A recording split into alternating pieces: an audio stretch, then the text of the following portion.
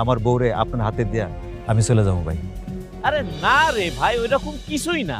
এই যে ভাই আপনি না করতেছেন না ভাই, আমি আবার যখন বিদেশ যাবো ভাই, আবার যখন শুনতে পারবো যে আমার বউর সাথে আপনার সম্পর্ক চলতেছে, এটা যে একজন প্রবাসী লেগে যে কত কষ্টের ভাই, এটা একমাত্র আরেক প্রবাসী বুঝবে, আপনি বুঝতে পারবেন না ভাই, আপনি বুঝবেন না ভাই।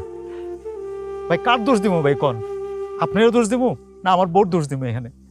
আসলে আপনাকে কারো দোষ না ভাই, দোষটা হচ্ছে একটা প্রবাসীর কপালের ভাই, দোষ গুণ দিয়ে লাভ নাই ভাই। আপনি স্বীকার করেন ভাই, বিশ্বাস করেন, দরকার হলে আমি আমার নিজ হাতে আমার বউর ডিভোর্স দিয়ে আপনার হাতে তুলে দিয়ে যাবো ভাই।